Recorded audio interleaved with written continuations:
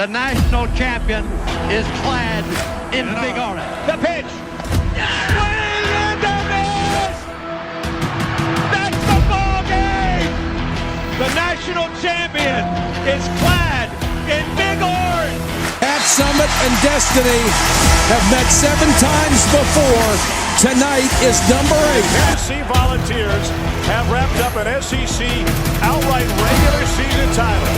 Connect with the SEC runs through Rocky Top. Tennessee wins the SEC regular season crown for the 2nd consecutive season. the 1-0. Indiana, right center field. Ross on the move. Rock it there. Tennessee walks it off. It's a mismatch. Deep three. Come on now. And don't connect. Robbie Draghi this time. Indeed. New hand there. Down the middle. Got it. On the fly. It's high and again. And he's going to take it. Touchdown, Tennessee. Hey, how much fun is this? Man, Rocky Top. This is college football and it's got to be back. It's college athletics at its absolute best. Welcome into another night of the Fanatics Show. We are live, which means it is Tuesday, a little past 7 p.m. Eastern. 8 p.m. Eastern, 7 Central. And we're ready to rock and roll, man. Kind of a slow week, but, man, we got some fun things to talk about. I mean, I think for starters, the Lady Vols starting out undefeated, perfect in the SEC here early in the SEC slate. And then the men's team, we got to talk about how they overcame a professional basketball player. Still got the dub. It didn't even matter. Not even a thing. But Michael, my co-host, how are we doing tonight, man? Yeah, we're making it, trying to stay warm. Obviously, the weather from this past weekend, and we were just talking before the show. Both of us were very blessed.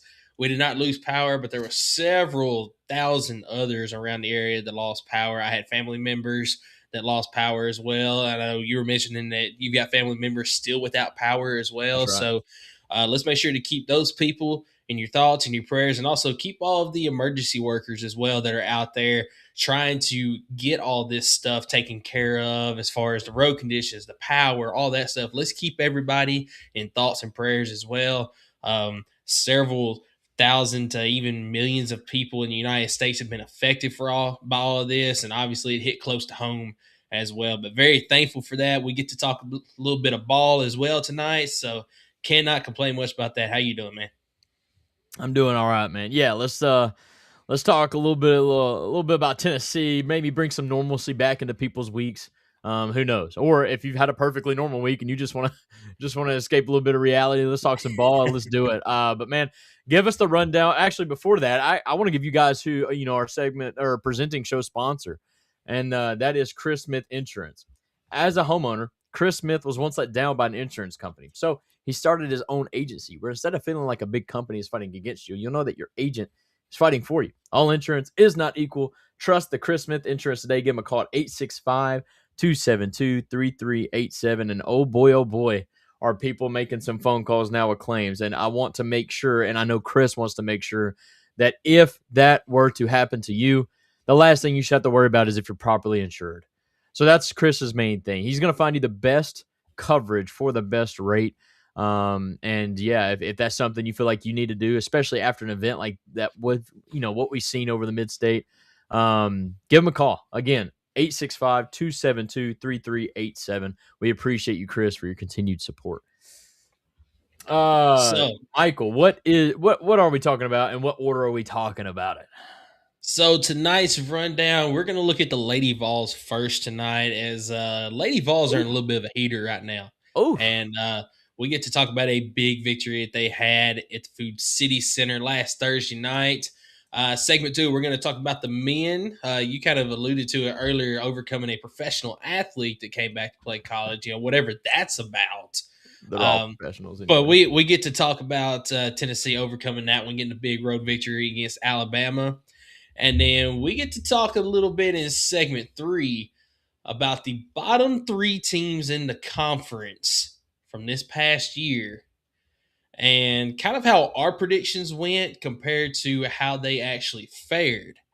So those 3 teams will be Arkansas, South Carolina, and Mississippi State that we're going to talk about tonight. So let's get right into all of it. Let's do it. And I'll give you our segment 1 sponsor, which is Optimal Asbestos Services. Optimal Asbestos Services offers detailed asbestos inspections and air quality assessments. Whether you're looking to secure your home or workplace, you can trust Optimal Asbestos Services to deliver thorough and reliable solutions. You can contact Jeff Mull at 865-223-3297 for your consultation today, or go on the web at optimalasbestosservices.com. Already got Misty tuning in. Hey, let's go. Big How we doing? hands up emoji. Misty, appreciate you tuning in. So, Lady Vols, big victory against Kentucky this past week. I believe Kentucky was ranked 13th, if I'm not mistaken, at the time the Lady Vols played them. Lady Vols at 18. And this was a back and forth affair for the entire contest. And Lady Vols came out on top. And they played like the better team for most of the game. And I was a little bit nervous coming into it because Kentucky has had Lady Vols' number over the last couple of years, including just a flat-out beat down in the SEC tournament last year. But Lady Vols came out ready to play and had a huge performance once again from freshman Mia Paldo. Just fantastic all-around team effort in this one. Skylar, your thoughts on the Lady Vols in this game? Yeah, I was nervous about this game, man, because this is the one of the games that, just you're undefeated going into it. You definitely don't want to overlook Kentucky. They're a solid team, but you went into this game without arguably one of your best 2 players, and that's Janai Barker. Mm-hmm. And so it was like, how would the team respond? How would they rally around that? And to be honest with you, the person that I felt like needed to step up in a big way kind of didn't. Talaysia Cooper had a kind of a quiet night. In fact, I would even venture to say bad night. 7 total points, 3 of 15 from the floor, 1 of 5 from 3-point land. But that, I think, even shows more of just how impressive this win was, because essentially your top 2 players, one was out, the other one was not feeling it at all. And you mentioned it, Mia Paldo. Wow. What a game. I mean, just completely. I felt like, one, she was feeling it, but I think the team let her do, she, they kind of fed off that energy, allowed her to be her. As a freshman in a big moment, it's kind of hard to really feel all that confidence, right? You're constantly looking over your shoulder, making sure you don't make a mistake because somebody's right there behind you. But no, in this game, I felt like she was just she was ready to take over. I don't want to compare it to Sakai Ziegler, but I almost have to, because it's one of those things where you're the smallest person on the court, and yet you're playing the largest. It was a beauty. Yeah. It was a thing to watch that, honestly, if you didn't watch it, I highly encourage you guys to find a replay of the game. And just the way she handles the ball and the way she shot the ball was just fantastic. What a game.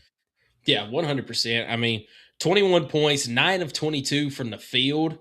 Didn't shoot very well from 3, 2 of 11, but I think that's what was more impressive, though. She attacked the basket. I mean, she knew she wasn't even hitting that great from 3-point land, but I'll let you finish. That to me was amazing. But and Kentucky's not a small team by any means either. No. So the fact that her at 5'7", 5'8", maybe even smaller than that, is able to get in there with the big girls and just score the way that she did. But 7 of 11 mid to short range. I mean, almost automatic. Yeah. Fantastic. And kind of moving on from her, it was really an overall team effort from there. As Denia Prawl, dude. Denia Prawl had a fantastic game. She was perfect from the field, 3 of 3, 1 of 1 from the 3-point line, 2 but defensively, of 4 from the free throw line. She was very good. She had the best plus minus on the team the other night. She had 4 steals and a block, dude. She was a dog. 4 steals and a block. She showed some emotion. 10. I believe that wasn't her first start. I believe it was her second SEC start so far this season, but she made the most of it. But had a plus 10 in the plus minus category. Jada Civil too, man. Jada Civil with 8 points. She didn't have any blocks or steals, but just her defensive presence had 6 rebounds on the night as well. She is really coming along. And when you hear Coach Kim Caldwell talk about some of these freshmen, obviously the names Mia Paldo are standing out.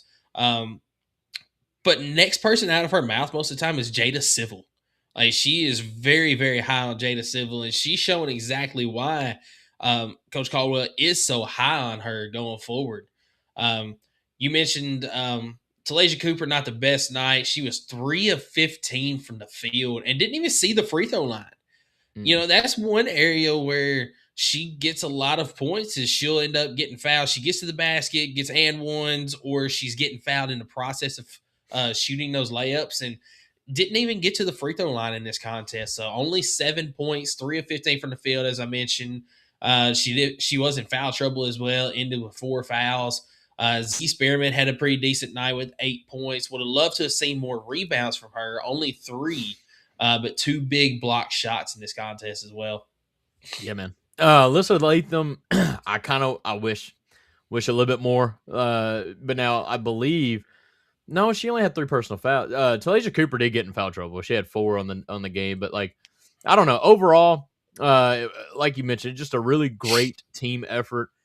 You really are starting to see. I mean, I never thought I'd see the day out of the 5 starters. Talasia Cooper had the least amount of minutes of the 5 starters. In fact, had fewer minutes than Jada Civil off the bench, and the exact same amount of minutes as Nia Robertson off the bench. So, Talasia Cooper, obviously, I think, you know, that's probably the worst of the worst you're going to see her play this year. I mean, she's typically way better than that. But to still come out with a dub, learn from it, and carry the fight to the next one. I mean, I just Lady Vols doing exactly what they got to do early on in this SEC slate, like we all mentioned, 3-4 weeks back. Yeah, and looking at Kentucky's side here, one thing that Tennessee did a great job of is they really kept some of their good post players out of good scoring opportunities. Like, for instance, Strack, I can't remember her first name. Let me see if I can look on the other. Clara? Yeah, Clara Strack. Clara, I don't know. Yeah, so she's normally one of Kentucky's best post players, and Tennessee just frustrated her all night. She only took 7 shots. She was 2 of 7 from the field.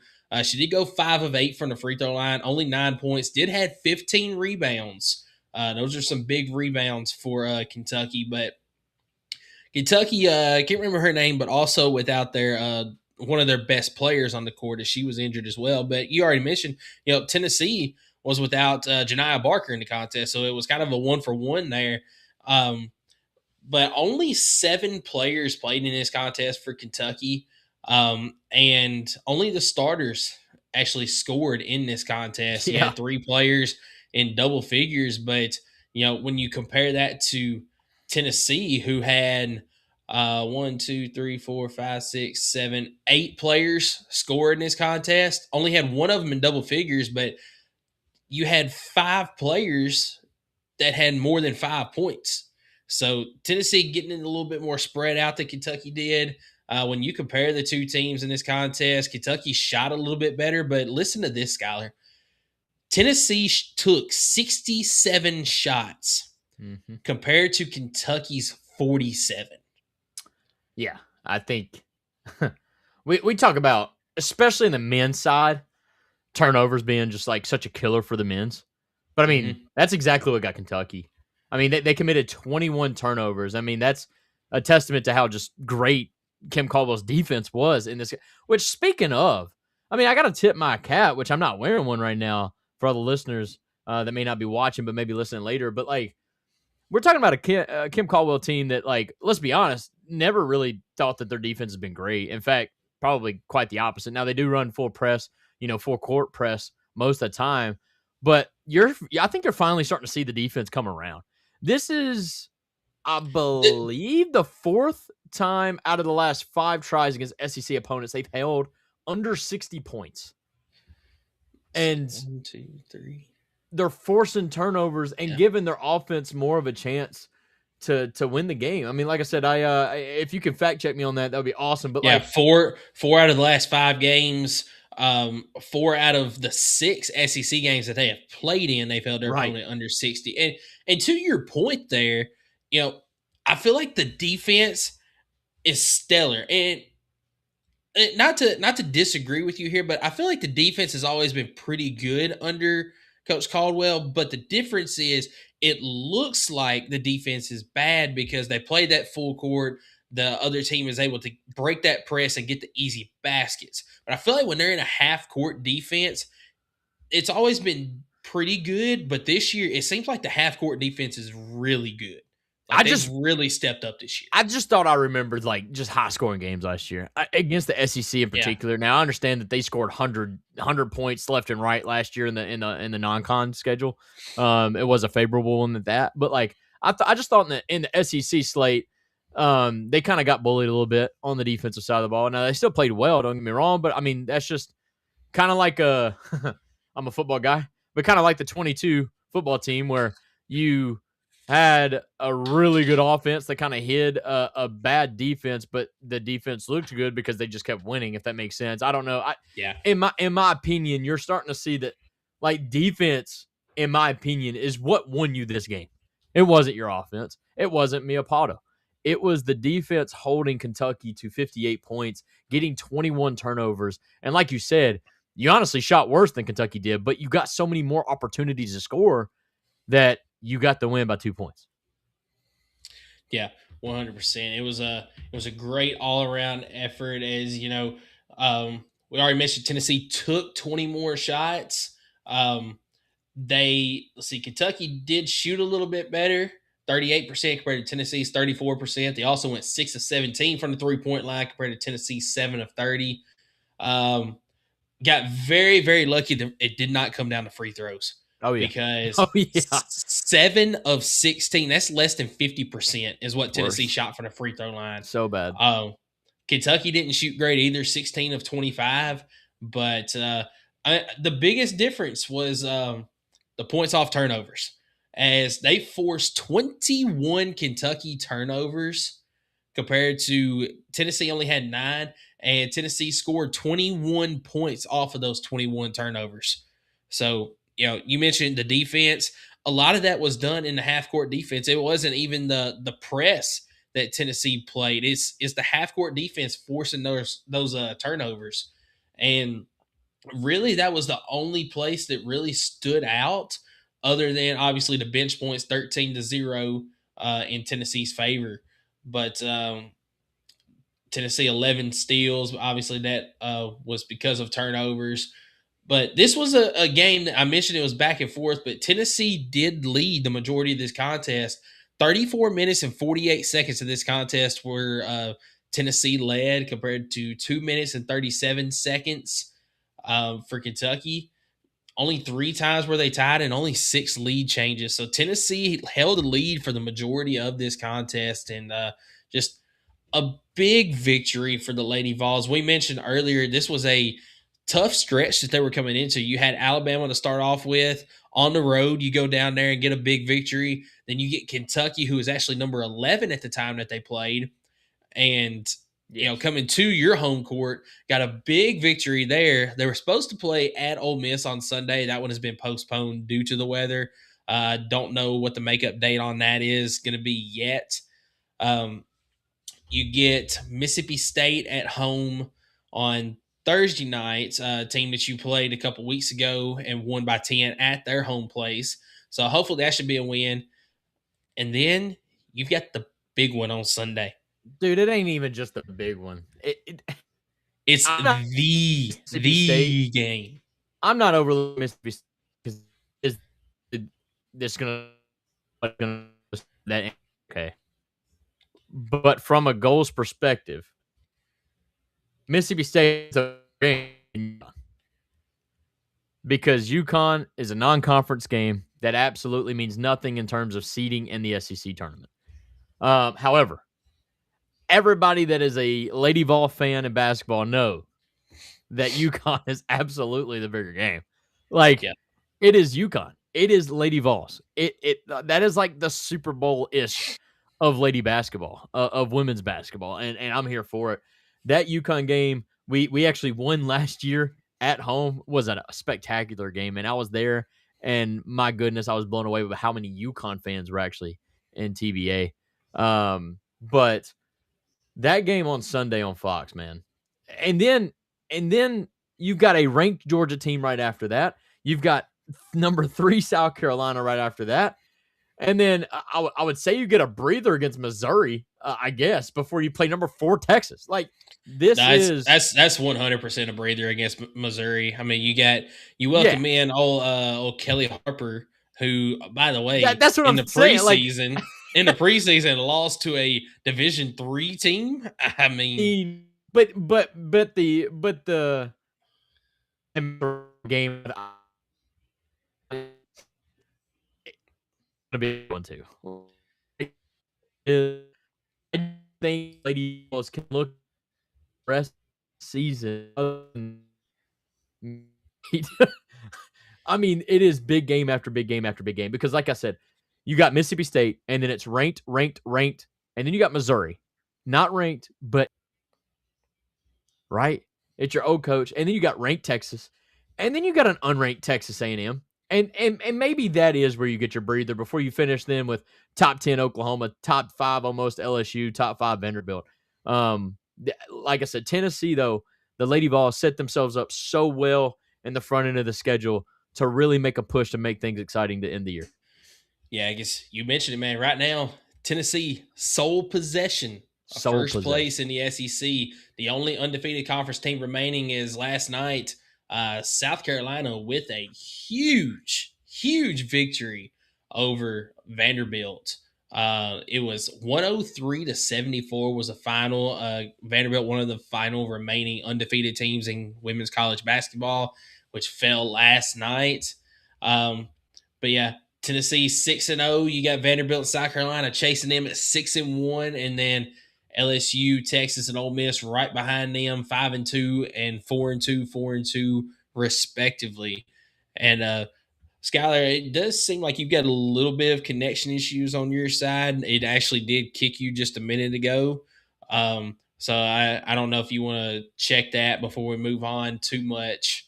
Actually, it looks like you're frozen on your end right now. But yeah, Lady Vols,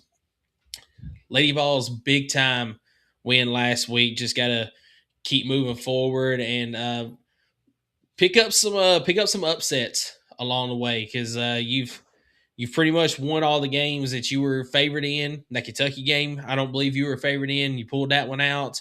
You're going to have a couple more that you're favored in that you need to win, and then you got to pull a couple upsets down the road. But this team seems like they're playing their best ball entering into February, and just hope that continues into March, because you really want to be playing your best ball going into March.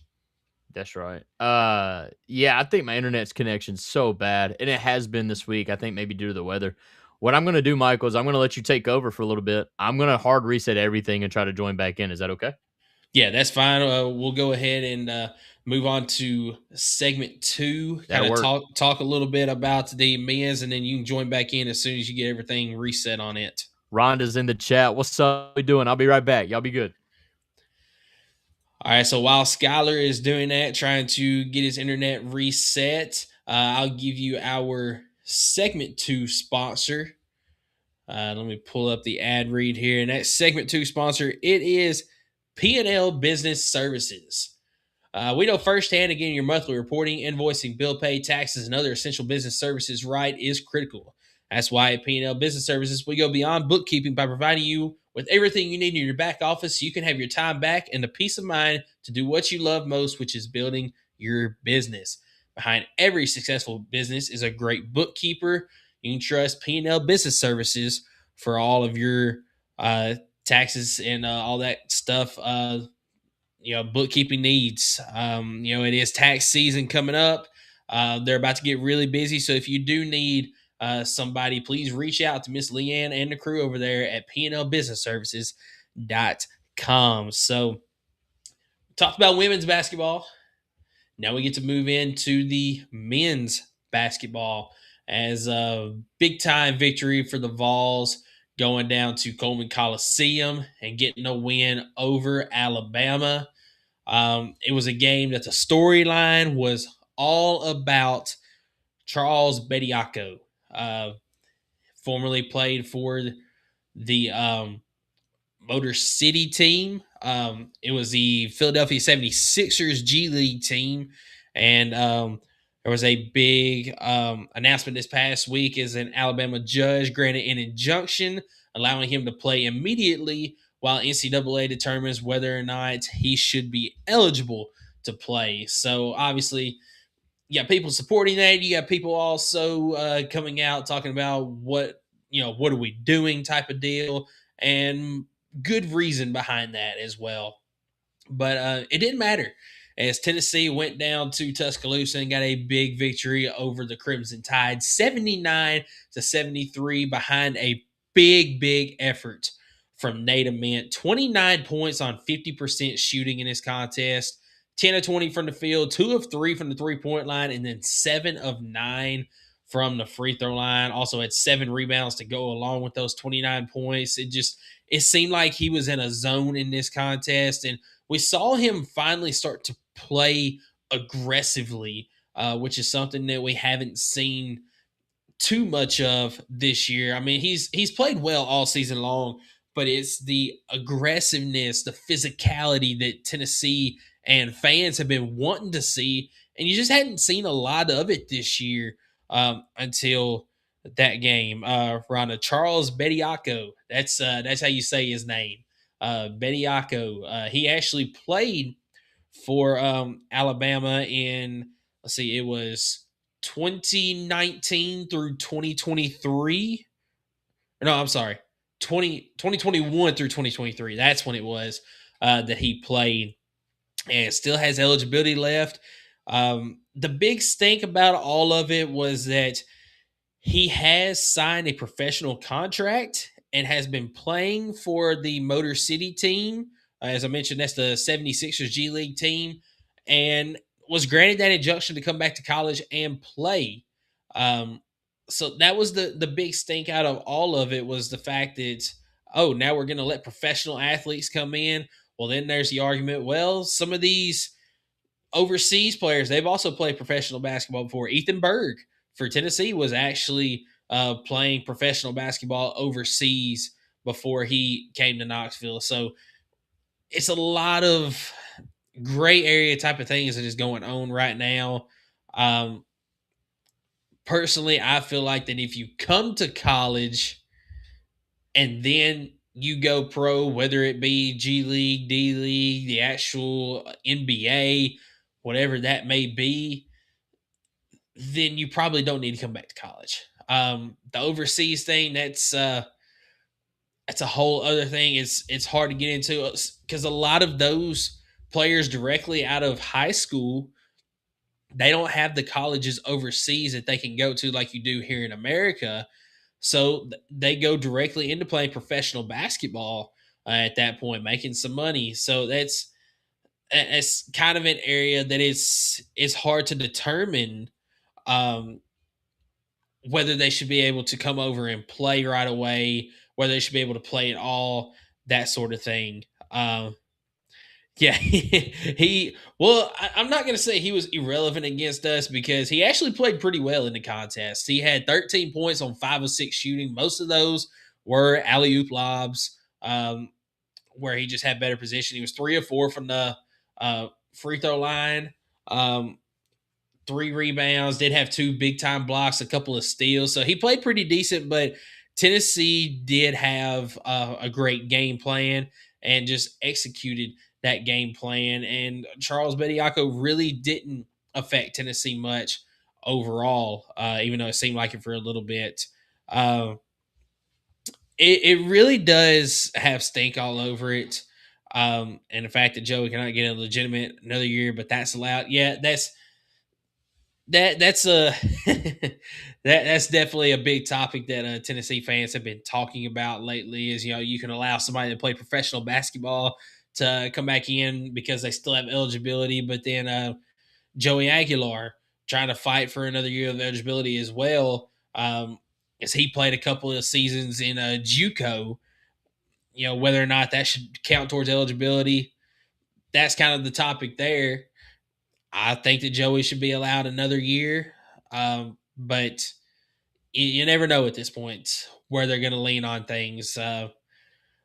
But in this contest, it was Jacoby Gillespie. It was Nate Ament, as Jacoby also had 24 points on 8 of 20 shooting. Didn't shoot well from the three-point line, but shot pretty well from the field at 40%. 6 of 8 from the foul line. He also had 3 rebounds and 4 assists in this contest. And those were the only 2 players for Tennessee that were in double figures, as Bishop Boswell, he actually got hot early in the contest. I believe he got all 8 of his points in a stretch of about 5 minutes in the first half. JP Estrella with 6, Felix Alpara with 5, Amari Evans with 2, Jalen Carey with 2, and Amari Abram with 3. Tennessee in this contest, LeBaron Philon, he had a fantastic contest, and Tennessee just couldn't do anything with him. 26 points, 7 of 20 shooting, 10 of 11 from the free throw line. He had 7 assists in the contest. It seemed like every time Tennessee scored, he had some sort of an answer, and it was honestly entertaining to watch. But you also had already mentioned Bediako with 13 points. Reitzel had 14 in the contest. Only one player on the team did not score for Alabama that got to play. It was a good effort all the way around for both teams. Tennessee did shoot a little bit better than Alabama, shot 47% compared to 43%. 3-pointers, and neither team shot well from 3. Alabama did have one less free throw attempt, making it look like they shot better in the contest. Turnovers were pretty much dead even. Tennessee did have 10 compared to Alabama with 7. Tennessee out-rebounded Alabama 42-33 in this contest. Alabama had a few more points in the paint. I mean, it was pretty even all the way down other than those rebounding numbers. Just a fantastic overall contest that Tennessee was fortunate enough to pull out. And it was, you want to talk about a back and forth game. Alabama led for almost 20 minutes of the contest. Tennessee led for 14 and a half minutes, and they were tied for nearly 6 minutes of the contest as well. There was 7 times it was tied, 6 different lead changes. So just a great back and forth battle there in Coleman Coliseum. And I believe, do we have Skylar back, or are we still working things in? I think he might still be working back in. While he's still working on that, Tennessee does have a game against Georgia. It was actually postponed, supposed to be played tonight. It was moved back to tomorrow night. Georgia actually having a pretty good season this year, as they are in the top 25. Let me get the SEC standings pulled up real quick. There's Skylar. Yo, what up? My internet connection is still bad, so I apologize to the viewers at the house if I am cutting in and out. I truly don't mean to. I don't know. Oh, now it's showing it's perfect. Dude, it's so weird. I restarted everything though, so we should be locked and ready to rock. But I wanted to join in on this conversation about Tennessee just taking it to Alabama for the 5th time in a row. Yeah. I'm telling you what, man. What I think what impressed you the most about it, because I've got my answer. Because to me, it's Nate Ament finally playing like the guy you needed him to be. You know, just the mid-range jumper was automatic almost. Just finally playing like the biggest guy on the court, the biggest and most athletic guy on the court, and what a great sight to see. Especially when Jacoby. At least I don't know statistical wise. Yeah. I mean, he's 8 of 20. Yeah. Okay, there we go. 2 of 9 from 3-point. I was about to say it didn't feel like to me Jacoby played his best game, but his determination. I mean, just getting to the basket felt like when you needed it the most. This team did it, and it was, man. What What a game from those two, in specific. Nate Ament, 29, Jacoby Gillespie, 24. I may be repeating what you've already talked about, but man, what a game by those two guys. Yeah, they played pretty well in this contest. Nate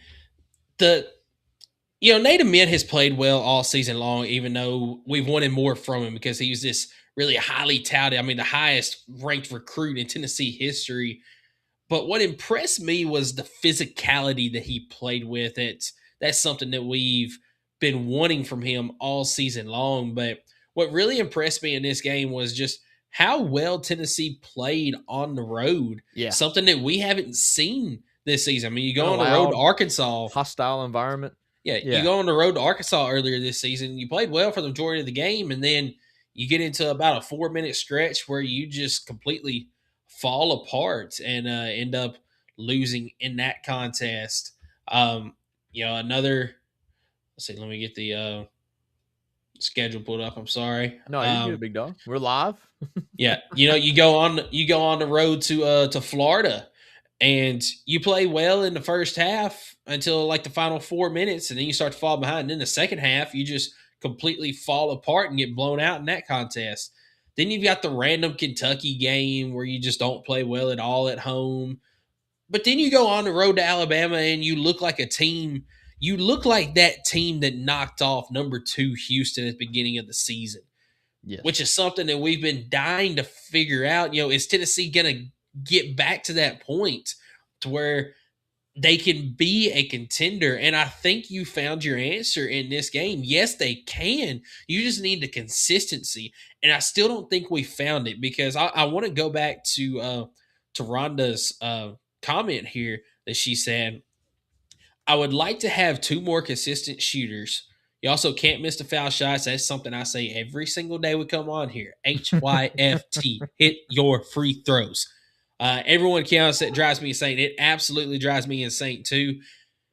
I would like to have 2 more consistent shooters as well, Rhonda, but here's what I want more of. I want more consistent post play because you saw the stretch that Tennessee seemed like they were playing their best. They would start the game going inside out. They would pound the ball inside and establish position there in the paint. And then in the second half, they would start to play more inside out. They would have the open looks from the outside. It would open up Nate Ament. It would open up Jacoby Gillespie. It would open up Bishop Boswell. Name your next shooter here. It would open them up. And then you had everything available to you in that second half. You look the Louisville game earlier this year comes to mind where they just completely dominated them at home. And once again, it was, you start off just dominating the paint. You open up the outside, and that led to the Gardner-Webb game, the SC State game, and you felt like you were going to keep getting it into the Arkansas game. And then you went back to your old ways of, we'll just go back to the Kansas and Syracuse game where you're relying on 2 players. And when they don't play well, then you lose out on what you do best. Yeah. And if I got to critique a little bit, Jeff, we appreciate you being in here, man. We'll let it slide that you're a Kentucky fan. But he says Tennessee, Kentucky are basically the same as far as the way they've been playing. As a Kentucky fan himself, truly thought that both teams would be better. And I could say the same, but honestly, I did not think Tennessee would be at the top. Only had that hope because of who's leading our team, and that's Rick Barnes. But essentially, just the talent that you're having to replace year in and year out, and Rick Barnes losing the heart and soul of the team that was Akai Ziegler. I kind of wondered how this team would mesh, but I do know that we got bigger, we got more physical. How would that translate? And here's one thing I want to be better, and that is the amount of scoring droughts that we go through in a game.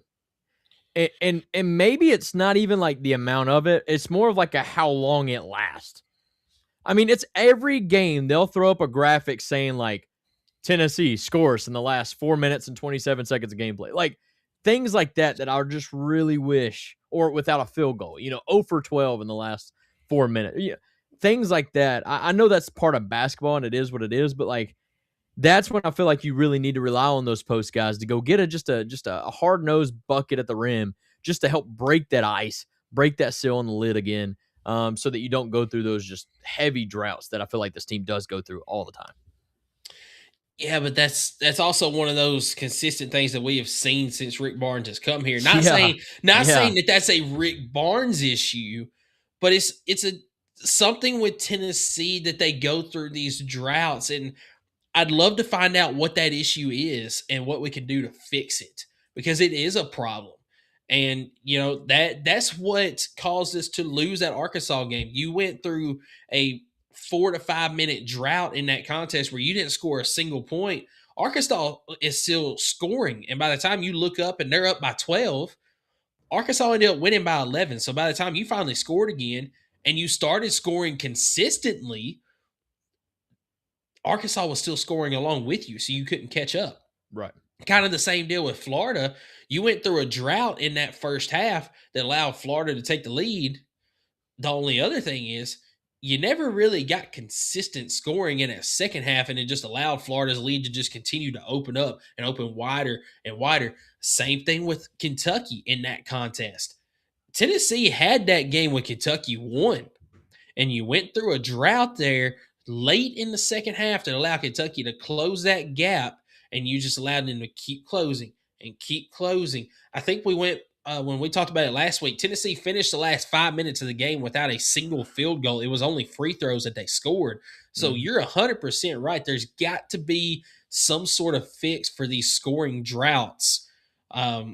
Otherwise, we're going to keep having some of these same results whenever we play some of these top teams. And Jeff even says he absolutely thought Kentucky was finishing this contest.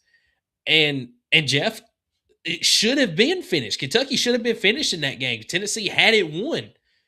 And just that drought that Skylar mentioned, the way that first half ended, and you gave up like a 9-0 run to end the half. Yes. I knew right then. I was like, if they come back, it's all because of what they just did to finish it. Because even at halftime, they were still down like double digits, like 11 points or something. But it was the way they were able to at least give the team hope that they can come back. Because, I mean, we had them by like 17, 19 points, something like that. And it truly felt like Kentucky just didn't have it at all.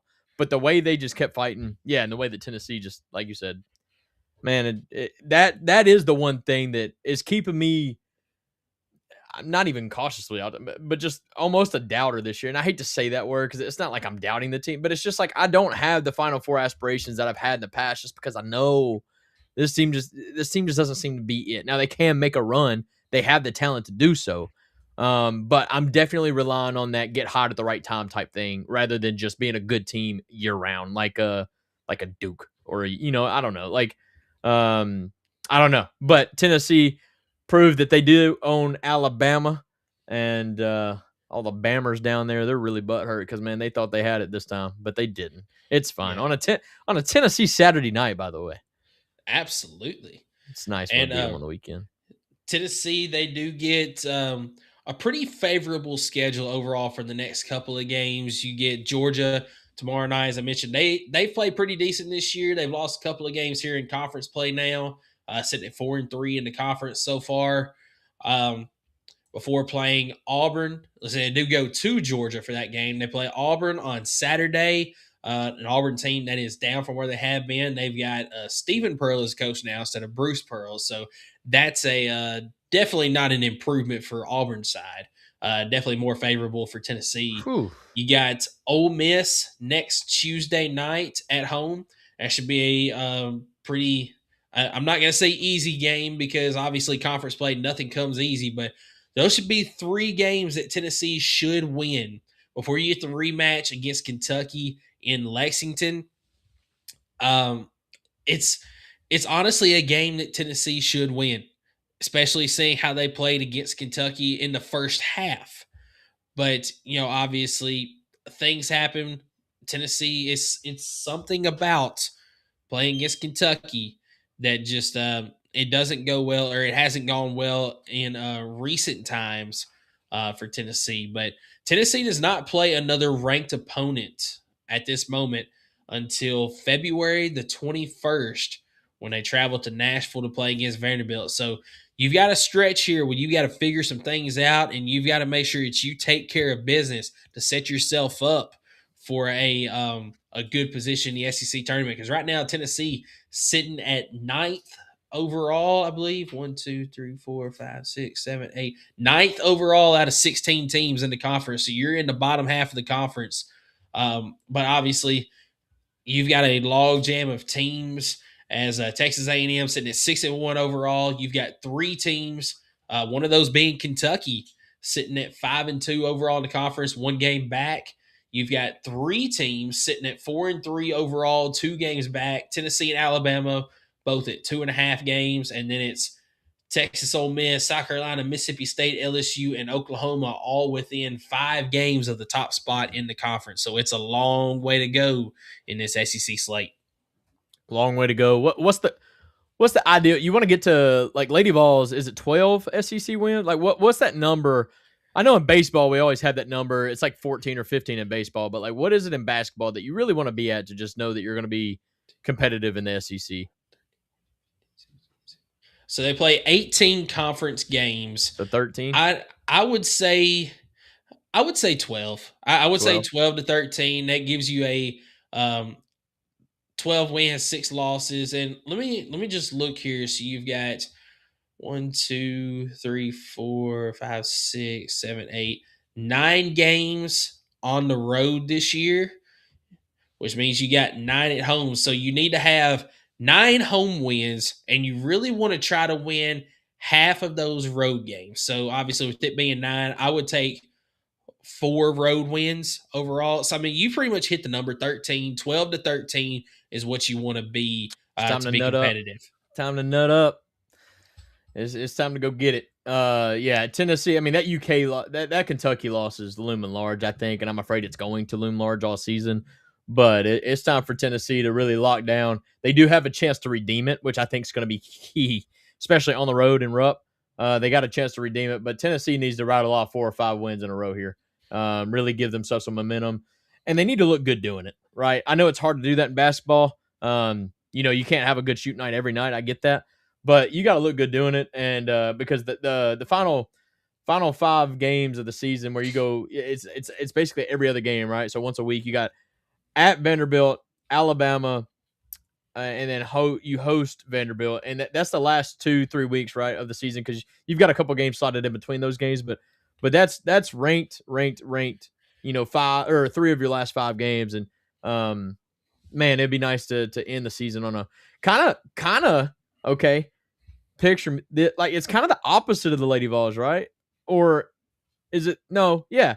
It's kind of the opposite because I feel like Tennessee's really faced the toughest of their opponents early on in the SEC slate, right? Arkansas, Florida, which Florida is vastly underrated. I think they're one of the I think they were unranked when they played, but I swear they're a top 10, 15 team in the nation. But you played Arkansas, Florida, A&M, who's leading the SEC right now, and then at Alabama, who again was a ranked top 20 matchup when you played them. But I just think they played kind of like the toughest part of their schedule early on, and now they have a chance to get hot as the competition kind of slows down a little bit. I don't know. What are your thoughts?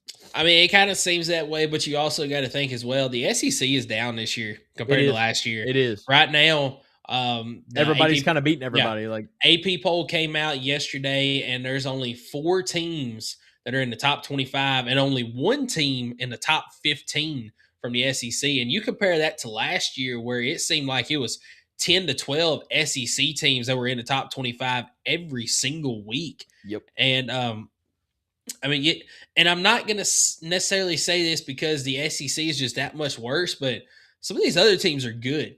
Because I do want to pull up Rhonda's comment. As Jeff agrees that it's definitely down, but Rhonda's comment, did you watch the Arizona BYU game last night? What are your thoughts on the top 10 teams? So I did not, unfortunately, get to watch that. I would have loved to have watched it because those are 2 fantastic teams that just went head-to-head. But Arizona is far and away, in my opinion, the best team in the country. I'm not going to say that they're going to win it all because there's some very capable teams that can win it all. But Arizona, fantastic. You got Toby Waka still out there. And what about the move that he made?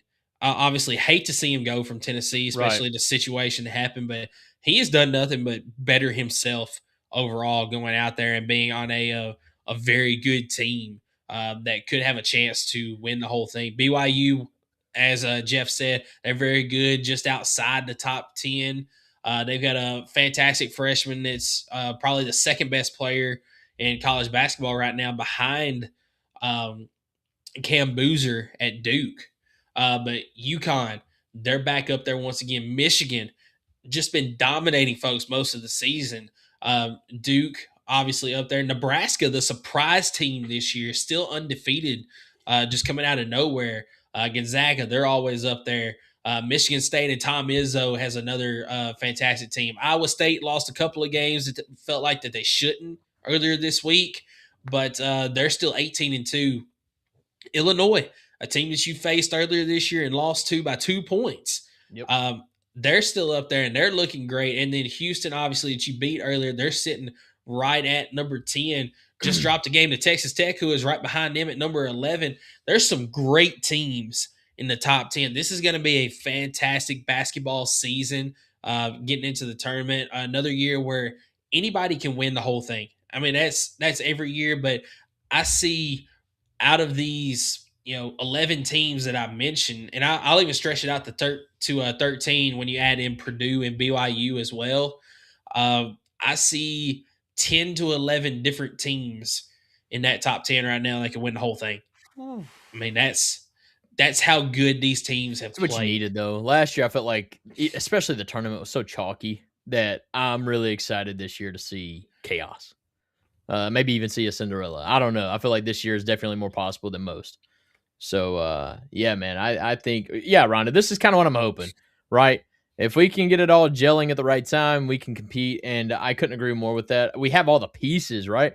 It's just a matter of can the rim get large when we need it to get large? And that's what I'm holding my head on. We're not a bad team.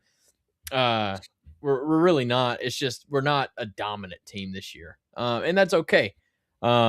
Because in basketball, kind of like baseball, it just matters about how high you get when you get it. So, Jeff mentioned a few really good mid majors. Miami, Ohio is one. I'm actually looking at St. Louis as another one. They're ranked 21st right now, 19-1 on the season.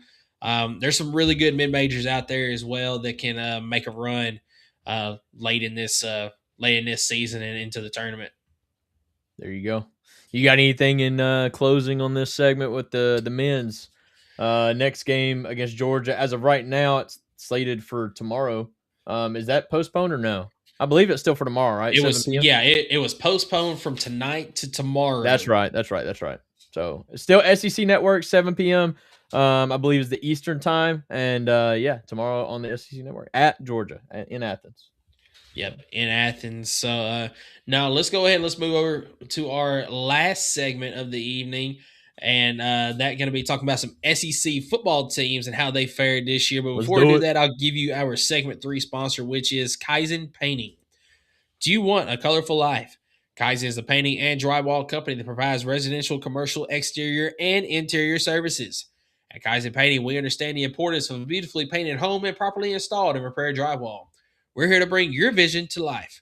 We care about providing you with a personalized, efficient, and quality service. If you live in Knoxville and surroundings, contact us for a free estimate at KaizenPainting.com. Color your life the Kaizen way. So, the teams that we are going to talk about tonight, we're going to start off with the number 16 team in the conference. That being... It's got to be the best, worst team I've ever seen in the history of college football. The Arkansas Razorbacks. It's got to be the absolute best, worst team I've ever seen. This team is so confusing. I was legit betting on them to win just because I was like, man, their offense is just too good. To put in perspective, they scored 395 points this year on offense, right? 395. To put in that perspective, Texas Longhorns only scored 396. Yeah. Texas Longhorns, right? A team that they didn't make the playoff. No, they didn't. No, they were. But a 10-3 Texas Longhorn team in a New Year's Six Bowl, right? Scored one more point than Arkansas did on the total season. But that defense, Arkansas, and that's exactly why your head coach got fired. Hey, Skylar, and before we go any further in this, I do want to pull up Rhonda's comment here. We do good play-by-play. You know, I will say, I will say, Hey, I appreciate that comment. Yeah, I will say that YouTube, there's some copyright issues that like we wouldn't be able to have like the game live, but if it worked out, I could do We a could do a live play-by-play. of a We just game. can't stream it live. Like we Yeah, can't screen mirror the game, if that makes sense. yeah. But I wouldn't mind. At all. I will say this. I will say It's hard to compete with the voice of the Vols, though. I will say that. That's right. It's And hard to. another thing, obviously our schedules don't line up well for it, but it would be fun to do like a live stream during a football game, kind of so everybody can get our live reactions and everything. I know our good friends, the OHIO podcast, they actually do that every single week. They have a watch party and they live stream during the game. That's right. Yeah, Ron yeah, said that was just the way it happened. Yeah. Wasn't planning on doing that, but it ended up being a really good game. Yeah. Had to. I was too distracted. I couldn't give it my all that night. I was like, man, I'm watching this game of the corner of my eye. And no, but okay. Arkansas Razor. Let's lock back in here. Yeah. Worst team in the SEC. Head coach gets fired. Sam Pittman did not, in fact, turn on that G box. And no, man, what are your thoughts about that? And where did you have them going at the beginning of the year? I had them going 5-7 at the beginning of the year. Whew. Not bad. Well, when you consider what they did, well, it was pretty bad. It could have been worse. All right. Yeah, they went 2-10 on the season this year. Their only 2 wins coming against Alabama A&M and Arkansas State.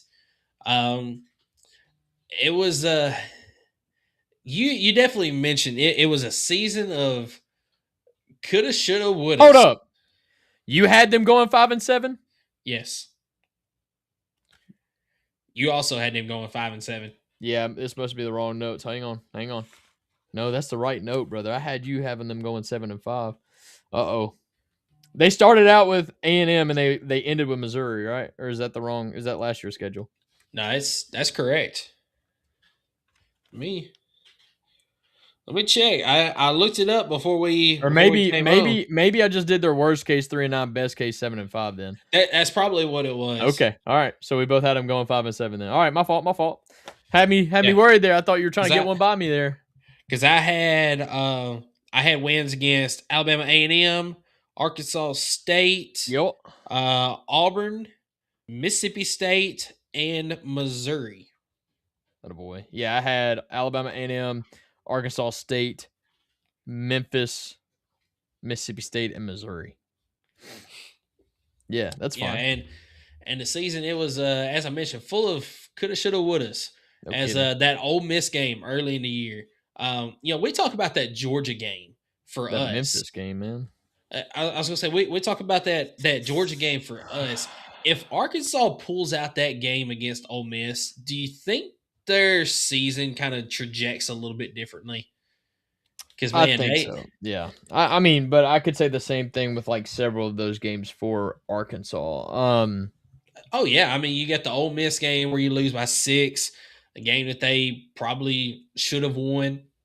You got the Memphis game that they definitely should have won. That game being at Memphis, lost by 1. It just got trounced by Notre Dame. I mean, that was just a Jeremiah Love show. Honestly, you should have come back and beat Tennessee on the road. Tennessee gave up, 2 touchdowns there in the final 5 minutes of the game, allowed them to cut it down to 3, and Tennessee was able to recover the onside to be able to run the clock out.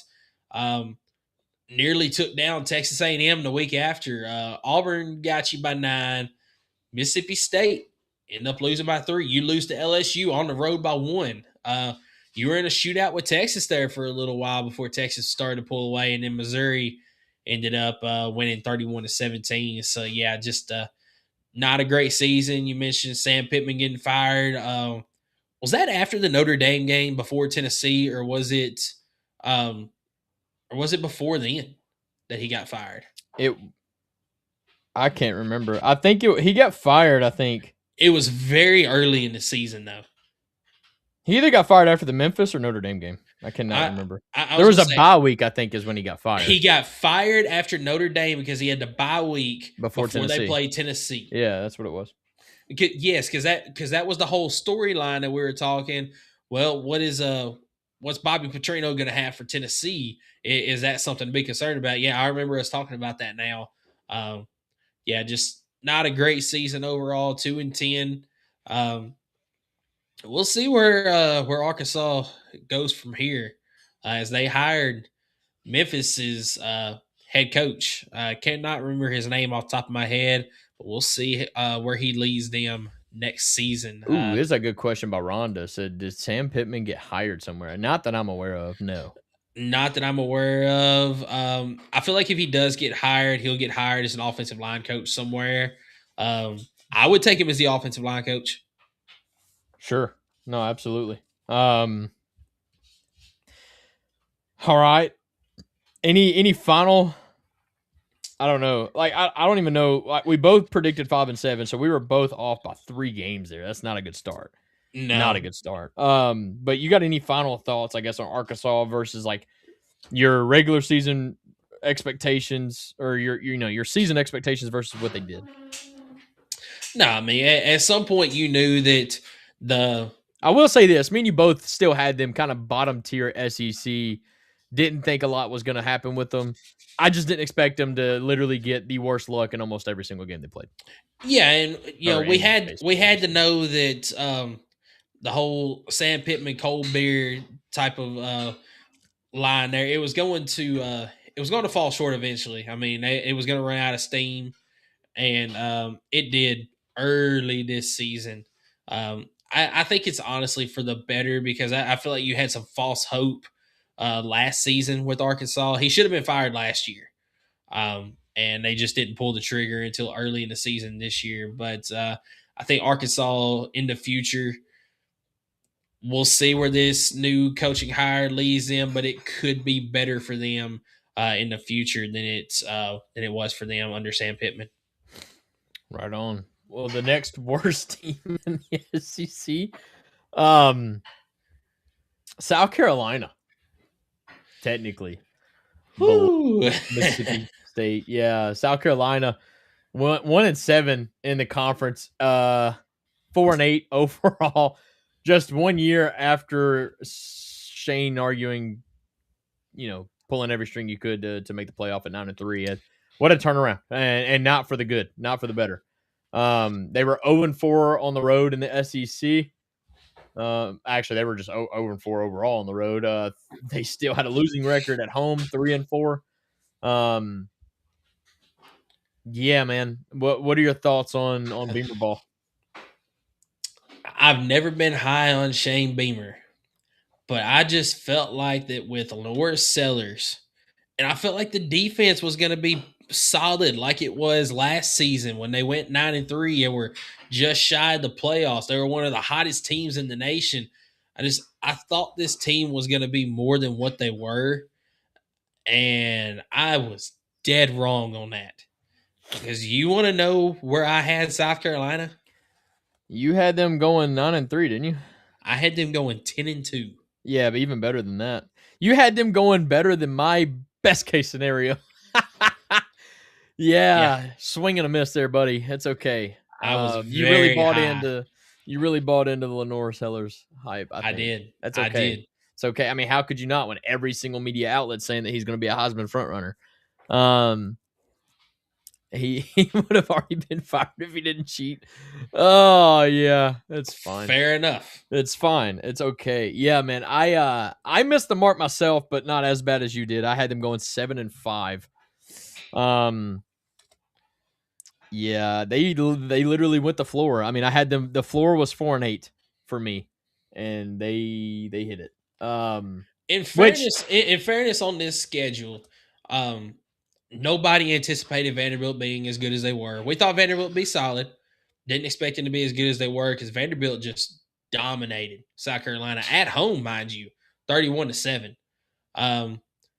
You lost to Missouri on the road as fair of a matchup. Their only SEC win was against Kentucky. LSU, that was a game we knew that it was going to be tight. It was going to be low scoring, especially after last year. I felt like South Carolina could have had the edge. I was surprised with the way the Oklahoma game went because I thought Oklahoma wasn't going to be as good as they were. But Oklahoma dominated them.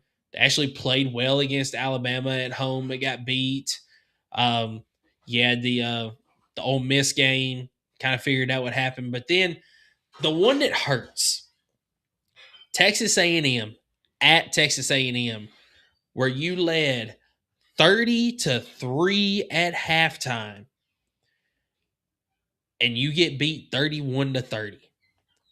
Don't score a single point in the second half. I don't know how he's still coaching after that.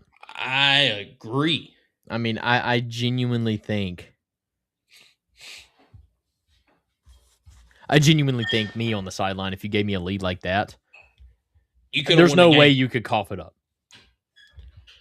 And he did. I mean, the most conservative play calling, the most undisciplined play I've ever seen in my life. They look like they had already celebrated. They came out of halftime, man. I don't know, like everything about that just wow. I mean, you had the trooper on the sideline pushing your players in the first half because of how bad y'all were beating them. I mean, they were embarrassed. You had them just absolute. I mean, they wanted to go home, man, and then, wow. I don't know how he's still coaching. I don't think they've made many moves in the recruiting rankings this offseason. Like, there's no hype around that team anymore. Genuinely, I don't care that they were able to keep Lenore Sellers. To me, it just seems like a money grab. I'm surprised that Lenore Sellers didn't leave. Yeah, well, I mean, he got paid to stay, and because of that, he's not getting a team around him because it's just like the pro ball. The more you pay somebody, an individual, the most money, right? I mean, it happened in the Chiefs, bro. Look at Mahomes got the bag, Travis Kelce got the bag, and now they're not able to put the guys around them, right? Because they have a lower cap space. And you're kind of seeing that in college ball. You spend all that money to save one guy or two guys that you're not able to, I don't know, adequate to maybe some of the more positions of need. And because of that, you have an unbalanced team. And I just, whatever. So let me ask you, are you kind of surprised that Beamer didn't try to get the Virginia Tech job whenever it opened up? Kind of following his dad's footsteps. But the thing is, I don't know that he didn't try. You think that maybe Virginia Tech said no to him? Would you pick? Oh, I would absolutely pick James Franklin over. That's what I was going to get at. Shane Beamer. No questions about it. So, I mean, that's what I'm saying is I think Shane Beamer got screwed out of that job because of Penn State firing, which I can't believe they fired James Franklin. I really am genuinely surprised by that move. I agree that it was a disappointing loss and that they keep coming up short just by a game or two every year. But you were one season, not even a season removed from the playoff. And I just felt like he was such a natty or bust mentality mindset that program had put on James Franklin. They were just fed up with it. And to me, I mean, we say that, but even with Nick Saban, man, that's kind of a hard expectation. To say, hey, you're winning the national championship this year or else you're fired. That was wild, man. So, I think Virginia Tech looked at it and said, hey, I think James Franklin has a way better resume and a way better, quite frankly, way better of a coach than Shane Beamer. So, I mean, like I said, I don't know if Shane Beamer didn't try and just kind of swung and a miss there. And so now he's having to pick up the pieces at South Carolina. I don't know, man. It's a weird state to be in. Side note, Virginia Tech's going to be a team to watch out for. They've got the resources. They've got the resources, and they've got the coach now. And they got Metallica. Yeah. Okay. Yeah. Okay. Watch out for Virginia Tech. Okay. Interesting, man. Here we go. All right. Anyway, I was +6 on that one. You were +3, so you're already looking better on that one after South Carolina. Not great. I'm doing all right. Last one we're going to talk about real quick, Mississippi State, 5-8. Technically made a bowl, but not because they deserved it. 5-7 They went 5-7 regular season. Yep. What are your thoughts on Mississippi State going 5-7 under first-year head coach Jeff Lebby?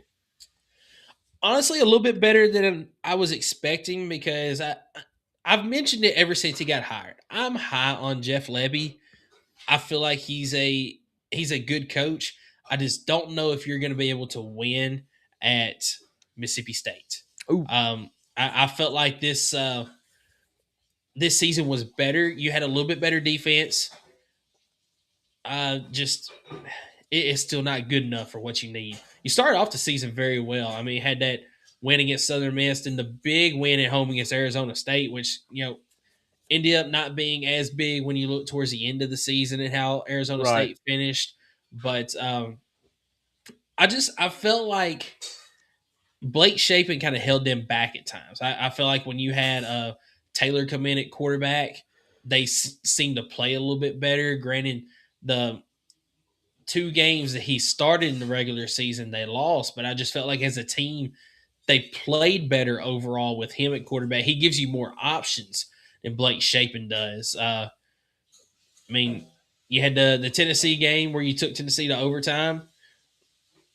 Arguably should have won that game. If it wasn't that was one of the games that Tennessee's defense stepped up and helped them win that game because the offense struggled at times. Yeah, I mean, a couple of timely turnovers for Tennessee helped them win. It was really just Mississippi State's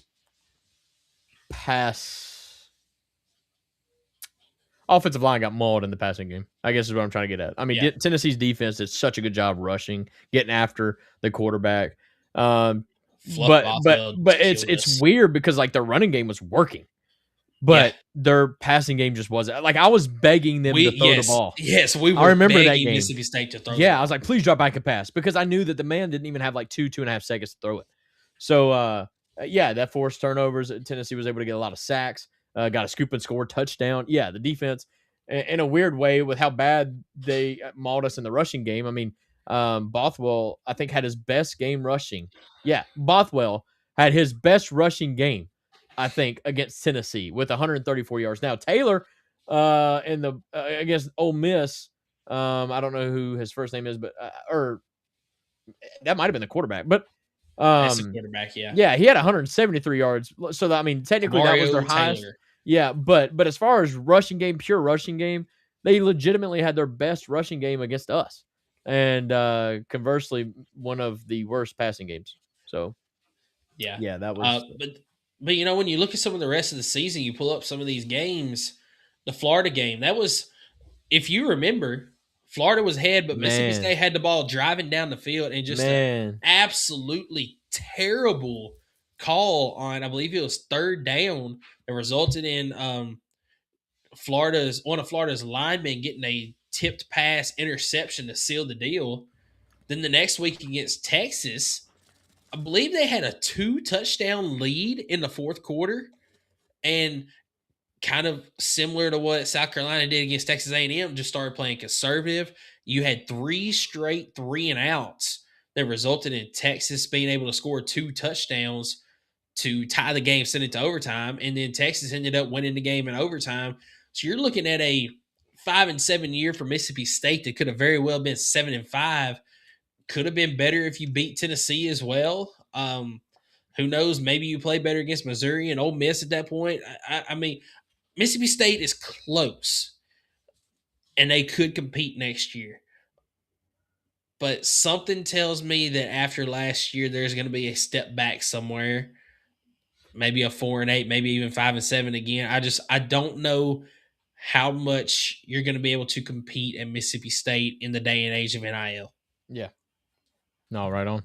Well, I genuinely, I don't know how I did this, but I think it's because it was the very first 2 teams that we did. But I'm hoping that maybe you took notes for me because I have a blank from Mississippi State. I don't know what I did, but we both went 4-8. Perfect. I believe you went 4-0 to start the season and then had 8 straight losses, which almost happened. I had 3-1 to start the season. I had a loss to Arizona State, and I had them winning in the Egg Bowl to finish off the season. Nice. Yeah, I mean, I understand that. Man, Arkansas let me down. Dang. It's fine. Arkansas had a bad year. Well, look, I gotta skip ahead just a little bit. We kind of did our, I think we kind of did our like SEC where we thought they were gonna finish. I don't know if we did this in the middle of the season or not, but we did a rankings at one point, SEC rankings. Oh yeah, we did a power rankings during the first third of the season. I believe you were gone for that show, and we also did it in the second third of the season, basically on the bye weeks. I think we did it on the because this. I mean, what I'm looking at here, man, we nailed the top four basically. We had, I mean, I had Alabama 1, A&M 2, Georgia 3, Ole Miss 4, and it ended up being Alabama Georgia or Georgia Alabama, excuse me, 1 and 2, A&M, or I would say Ole Miss probably. Well, no, A&M technically regular season was probably number 3, Ole Miss 4, and then what? Texas, Oklahoma 5, 6. Yeah. Technically ish. I don't know. It kind of gets muddy at that point. Oklahoma, Texas, I think. Vanderbilt, whatever. But yeah, I mean, me and you both kind of just nailed that one. So maybe I thought we had picked those in my notes. I thought we had picked those at the beginning of the year, and I was like, man, we were all over that. Because I knew I was high on A&M just because the way their schedules, favored them. But I still wasn't pulling the trigger on them coming first place in the SEC, and I'm glad I didn't. But no, man, what a start. I think I've got a 3-game lead right now so far. Yep. That's what I'm talking about. Now I do know that I've did got a miss, feeling that you're going to beat me in this one. I did miss the Alabama and Georgia pick. Remember when we did I don't know what I missed or why I missed, but I completely missed that show. Yes. But I think I sent you those picks in private. Off the show. But I think you did. But if I didn't, I'll make sure to get those over to you before we get to them. But that'll be the last. Okay. I mean, those are the last 2 teams we're doing. So Yeah. I'm hoping it don't even matter. So let's finish off the show talking a little bit about Tennessee football. As we did get a couple other commitments out of transfer portal. And we kind of mentioned, transfer portal is closed. But that does not mean that players still can't commit to a school. That just means that players cannot enter the portal any longer. But Tennessee with 3 more commitments this weekend, starting off at the top, 4-star corner from Miami, Jadis Richard has committed to Tennessee, giving us more secondary help. Already picked up a lot of secondary help in the portal this season as you've got corners so far, Jadis Richard, Tavis Metcalf, Isaiah Harge, going down the list here. Kyan Lee, however you say his name. So 4 corners. And then safeties, you got DJ Burks. You got Quay Moss. You got DeJuan Lane and TJ Metcalf. So you got a lot of secondary help going into next season. Tennessee also picked up tight end from UT Martin, Drake Martinez, former 3-star commit there. And then got a utility guy to replace Gavin Freeman, who committed to Tennessee and then flipped his commitment to Baylor. Ian Duarte from Idaho State. He's going to give you a little bit of wide receiver depth, but he's going to be more of that gadget guy, the punt returner, kick returner specialist type of deal. So Tennessee, a couple more commitments to go along with who they've already gotten. Skylar, your thoughts on these guys in the transfer portal class as a whole to this point? I'm still very high on it. I love the fact that we're continuing to target secondary players. I think in this, unfortunately, where we're at with the secondary and with the defense in general is, I don't think you can have too many guys. I mean, just absolutely. At this point, no. No. I mean, the more talent you can get in that room, the better off we're going to be in a million. And what we've seen the last couple of years is it doesn't matter if you're 3D, you're probably going to use them. So we need all the talent we can get in that room. Loving the fact that we're still able to go get some of these guys. Let's see. I love the tight end pickup. I even mentioned that I kind of wanted to see another tight end, especially with one hitting the portal that I wasn't expecting. So I thought he had a lot of playing time as a freshman. Thought for sure he'd be back, and then he wasn't. So it's good to see him hit the portal, or good to see us pick up a tight end from the portal. But overall, I'm still very high. I think Rhonda kind of brought it up a little bit earlier. I'm still really high that Joey's getting another year. I've got nothing to fall back on other than the fact that I've not been told no officially yet. But I am still very optimistic that Joey's going to get another chance to play for the Big Orange. So, and even if he doesn't, we went and got that quarterback. We've already talked about that, done a segment on that. But I genuinely think that the coaching staff here done a great job attacking the positions of need in this portal class.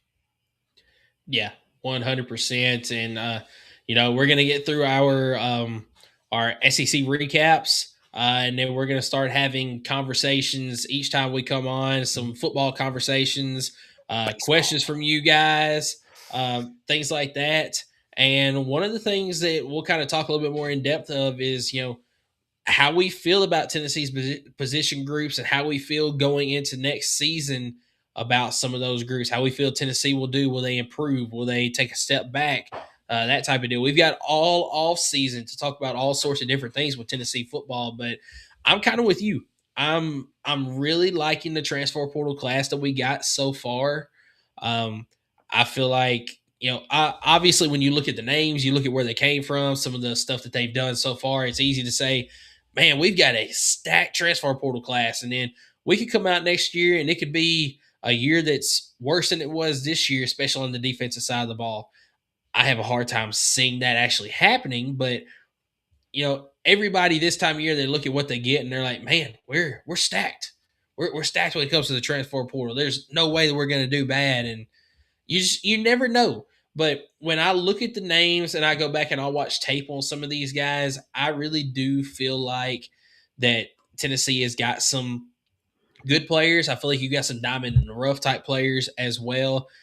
I feel like as long as they come in and they're coached up by this new staff the way they need to, as long as they absorb the information, they put the work in, I feel like this team is going to have another good year next year. They're going to take a step forward next year. I'm not saying playoffs. I'm not saying natty, but I feel like they're going to take a step forward where originally we're like, well, could be another 7-5, 8-4 year going into next season. Maybe it's 9-3 and 10-2 instead if this team comes around. That's right. That's right. Well, Michael, man, what a show tonight. You got anything else in closing before we wrap it up and do it again next week? Now, just get ready to watch some Tennessee basketball. As we mentioned, Georgia tomorrow night.